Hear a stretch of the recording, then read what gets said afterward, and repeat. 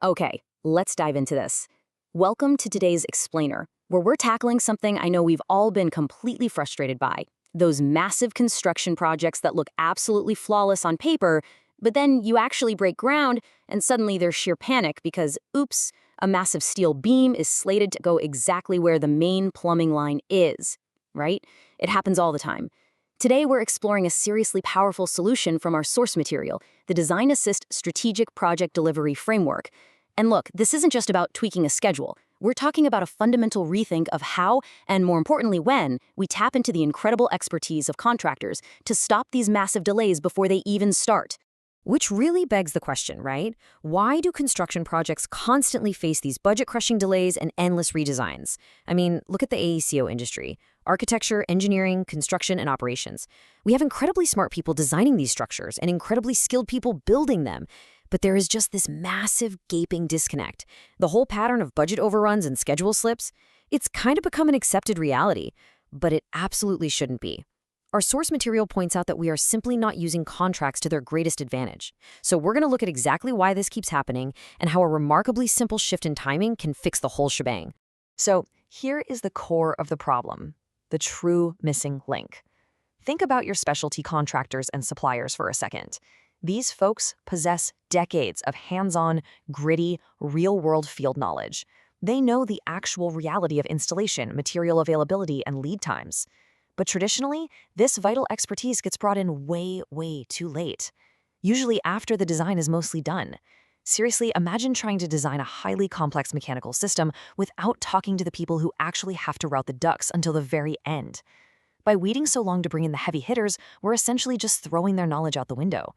The result? You get a bloated budget and a gorgeous design that is practically impossible to build. All right, here is our structural blueprint for this explainer. First, we'll look at the traditional delivery trap. Second, a new design assist framework. Third, the structured review timeline. Fourth, project delivery method applications. And finally, the data-driven construction future. So, Section 1, the traditional delivery trap. Let's talk about the real cost of late expertise. When you ignore all that invaluable contractor knowledge during those critical early phases, you're basically triggering a massive domino effect of failures. Because the design wasn't properly vetted for constructability from the get-go, you inevitably get hit with substantial redesigns. And you know what that means? Extensive, painful value engineering exercises, where everyone is just scrambling to slash costs. This completely reactionary process leads directly to entirely avoidable schedule delay. Which brings us to Section 2, a new design assist framework. Now, what's really interesting about this slide is the paradigm shift it represents. Historically, the industry has kind of treated design assist as this vague, informal idea of early contractor involvement. It was basically just a chat, no defined milestones, zero real accountability, just a procurement document. But this new design assist framework, it completely flips the script. It transforms that vague concept into a structured, contract-driven, collaborative tool. The whole objective here is to actually use the contract to manage the collective brainpower of designers, construction managers, and specialty contractors throughout the design phase. It becomes this highly repeatable workflow that is deeply, explicitly integrated right into the project schedule. So how do we actually set this up? It's all in the procurement strategy. Step 1 is pretty standard. The owner procures the architect and engineer. But step 2, this is where the absolute magic happens. You have to procure the construction manager either simultaneously with the design team or literally right after the architect is picked. The absolute key, do it before design development even begins. By locking in the CM this early, you're maximizing their ability to control costs, manage risks, and ensure the thing is actually buildable from day one. You're building your brain trust before the heavy lifting even starts. Moving on to Section 3, the structured review timeline. Let's look at the actual milestones and coordination. This timeline takes that abstract framework we just talked about and grounds it into a hyper-organized schedule.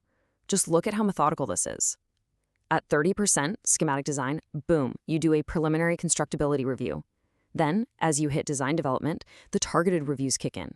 50% DD, that's your MEP review. 60% building envelope. 70% structural coordination.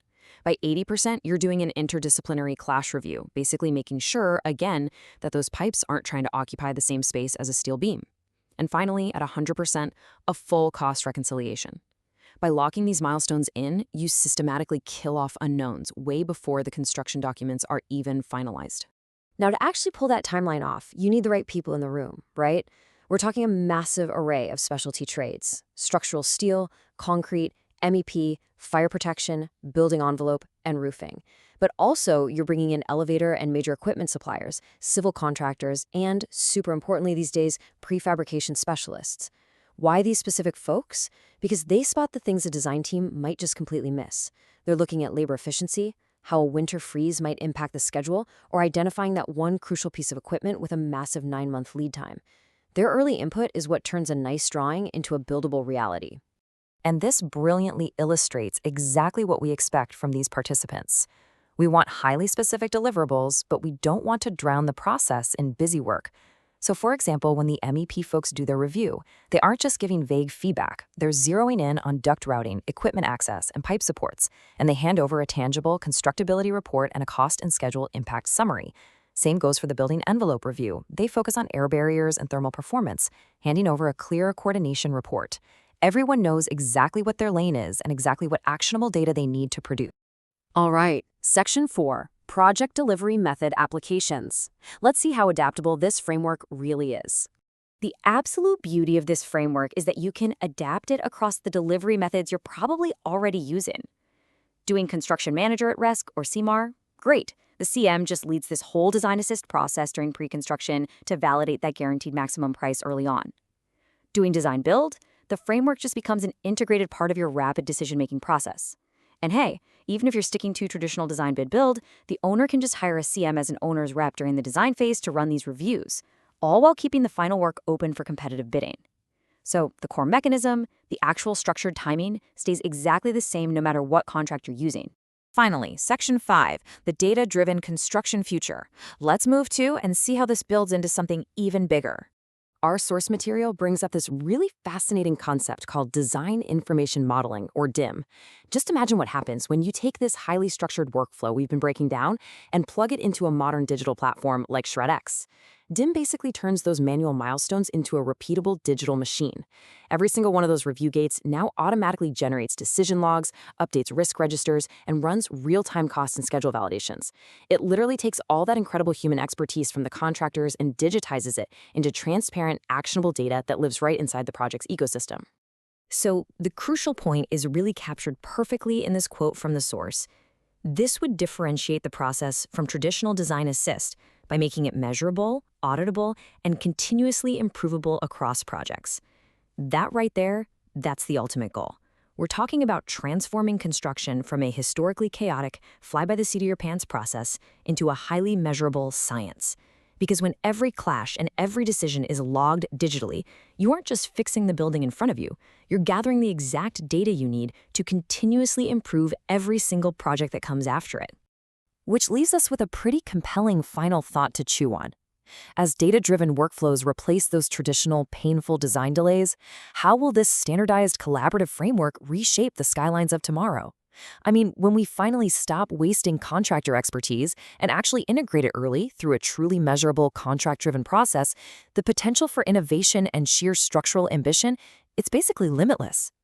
Thanks so much for joining me for this explainer. I really hope this structured look at the Design Assist framework gives you the tools and, honestly, the inspiration to completely rethink your next project from the ground up.